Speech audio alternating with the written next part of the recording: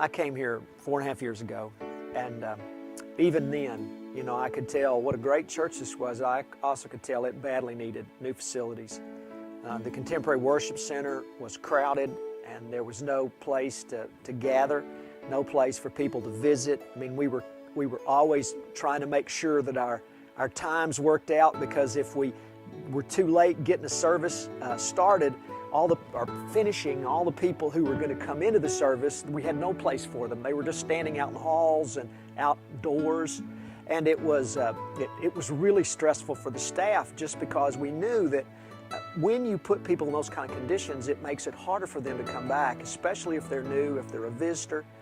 And so we realized that as friendly as this church is, the facilities we have are a barrier for us in really reaching people and helping them feel at home here, helping them find a place to sit even. Some Sundays is difficult. And of course, over the last 4 years, we've grown substantially from there, so that there are Sundays where we're desperately trying to find a seat for somebody. And you'll have 3 or 4 people come in together, and it's difficult to figure out where you're going to seat them. You know, I've had people tell me that it's so crowded that it's difficult for them to feel comfortable and feel like they have a place here. I also know that because we don't have a central entrance, we have people, I mean, they wander up everywhere, you know, trying to find where they're supposed to go. You know, where is this happening or where is that happening? And I was invited to First United Methodist by my boss, actually. He sent me an email that there was a dinner on Wednesday nights and a Bible study. So I thought I'd try it out. I'd never been anywhere all by myself, especially to a church this large. And I walked right in, and Pastor John introduced me to people. And I came on Sunday that week. I met Pastor Blake, and from there it's just been a great journey. It is painful to think of how many people get kind of lost simply because we don't have a place that's obviously marked for them to come in, or a place for them obviously to sit. We are completely out of space. You know, I showed up actually down at the offices and walked in, and some woman was like, "Are you lost?" I'm like, "Isn't there a Bible study here tonight?" And she's like, "Oh, yeah. And she brought me down here and everything. And since then, I've kind of got to know my way around the church, but I'm still a little confused. I'm going to be honest, I still don't know how to get up to the sanctuary from everywhere, every angle and whatnot. But I think it would be great if there was a more open atrium where everyone could get together. We could visit before and after services, and I really think that would bring a more sense of community to this church.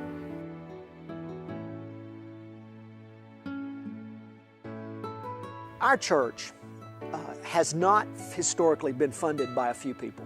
Historically, our church has been funded by a large group of people who were willing to give sacrificially. I don't even remember how old I was, probably 25, 26, moved to Jonesboro and joined the church. My husband and I married in this church, so we've seen a lot of changes in the church. Our children were baptized here, and we've been fairly active throughout those years here. The church is a foundation for our family through worship times together when the boys are home, women's Bible studies that I'm involved in, a lot of mission opportunities have just meant so much to our family to serve our church and our God that we do need to sacrificially give. And I really see that happening in this campaign. Oh, we're going to have some people give very generously, and we already have had a number of people step up and give gifts far larger than I could give, or most of our church could give. But that's not going to be enough. We're going to need every person, every family in our church in giving sacrificially to this in order for us to accomplish all we need to do in this first phase. John approached Pam and me about considering to be co-chairman for the building campaign, along with Dennis and Don Layer. It did not take long for Pam and I to agree, because we have been so richly blessed by our association with this church, and we're grateful for the church family that's here. We expect that this building will serve our community and will will act as a symbol in our community for a warm Christian environment. I ask each of you to join me in asking God what He wants to do through us. First of all, just pray. Ask God, God, what is it you want me to do? I mean, where could I save some of my money so that I could give it to this program? Where could I cut my expenses in order to give more to the kingdom of God? One of the great things about a building campaign like this, you don't just build a building when you build something like this. You build a sense of ownership in the community. Well, I believe that our church building does serve as a symbol in this community that is an area or is a facility where you can come and be received into this church family. One that will allow us to meet and greet other members of our church family that attend the many different services that we provide here. I got baptized here. My parents went here before I was born, and ever since I can remember, I was every Sunday getting dressed, going to Sunday school. I remember in 6th grade having Mr. Herringer, and I remember hearing about him in 5th grade, and everyone was like, "Oh, you're gonna have Mr. Herringer, and he's been teaching forever, and he taught so-and-so's parents, and he taught my mom." I'd like to know some people that go to the other services. I go to Elevation, and I'd like to know some other people in the church that go to other services, and maybe the new building project will provide me with an opportunity to do that. I'm really excited about the building project, and a lot of kids at youth are talking about it too, and we're really anxious to see where it can take our church, because we're going to be the ones growing up in it. This church has just always been a home. It's always been a place where, I can really feel comfortable to come talk to anyone, come worship on Sundays, studies on Wednesday nights. A lot of my childhood memories are here at the church, from Halloween parties, the fall festivals, to Easter egg hunts when I was real little, the old gong show that we used to have. When I think about it, or when I think of stuff going on at the church, or me coming up, when Sunday rolls around, I get real excited inside. I just start thinking, I can't wait to get to youth on Sunday night to see the kids and Jeff and help everybody, or I can't wait to talk to Blake about, college ministry that we're trying to build up right now. People from out of town or new members to the church, they want to feel welcome. They want to feel comfortable. And I think a big open setting like that is going to be really good. That feel that, they don't have to work their way around to find where they're going or what they're supposed to do.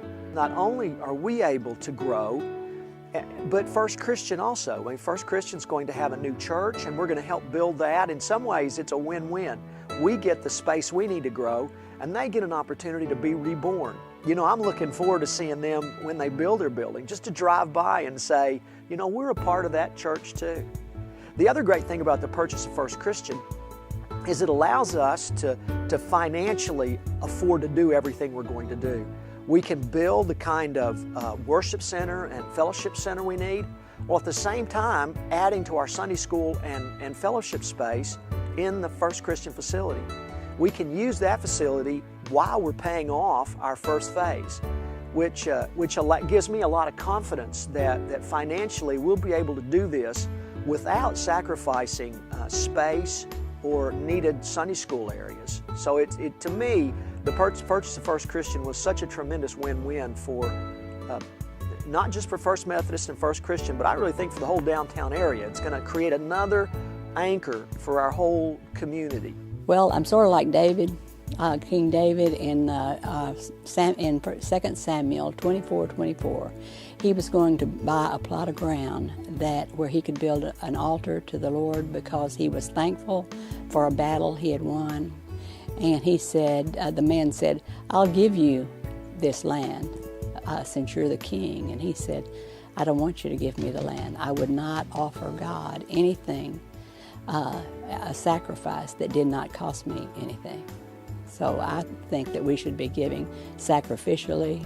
I believe in giving sacrificially. I want to serve the Lord, and I think this is what this is all about, is serving the Lord.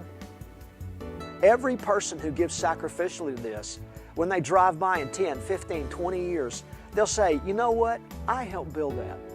That's a church that I invested my time, my prayers, my money in.